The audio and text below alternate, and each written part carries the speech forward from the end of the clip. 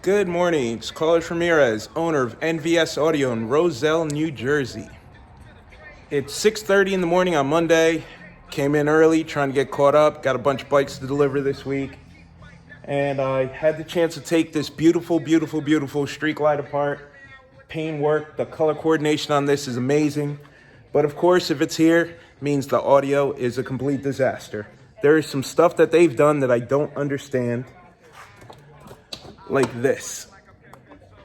So, they thought it would be a good idea to epoxy the wires to the inside of the bag. The wires they use are too thin, so we have to remove them and run thicker cable, but now we're gonna have to grind off all the epoxy. Then, I guess they went shopping at Home Depot because these are the hold downs that they felt would be adequate. And the part that annoys me the most is Rockford makes an excellent set of 6-mines for motorcycle audio. They're water resistant. They are high sensitivity, so with a little bit of input power, they would play a lot louder than a standard 6x9.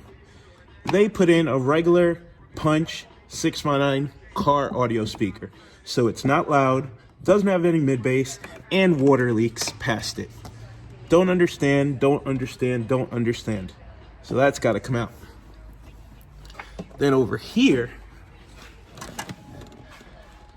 super thin wire that we would use for maybe tweeters, they're trying to run a subwoofer with. So they used the American hardbag kit. I can see it right here. They didn't get the bolted all the way down, so now there's a giant gap right there. But you're not supposed to use a subwoofer with this kit. You're supposed to use mid-bass driver. They ran a Rockford Punch Series subwoofer. Then they realized that the X-Max of the woofer caused the woofer cone to strike the inside of the American hardbag kit, so they took the grill that comes with the woofer and put it on top of the woofer to create a ghetto spacer. Look at that.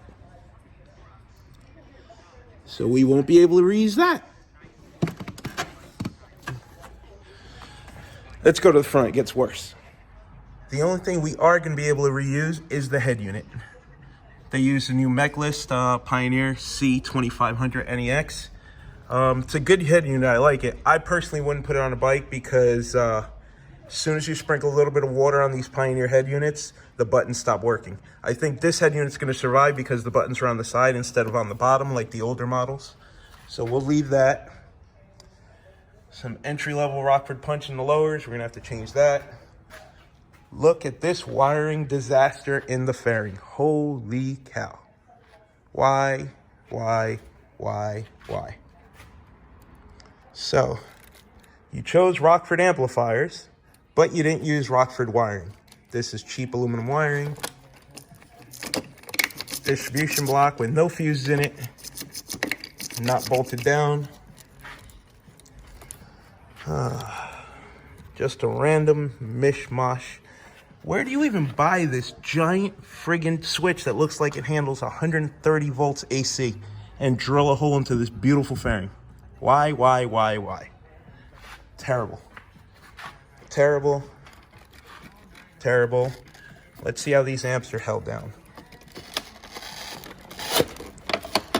Velcro, not bad. They use a mounting plate. So they use really good high quality Velcro. I can't complain about that. But look at this wiring disaster.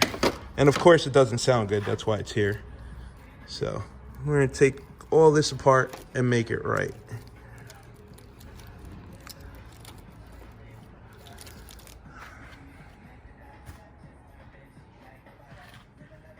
That's the before. Stay tuned for the after.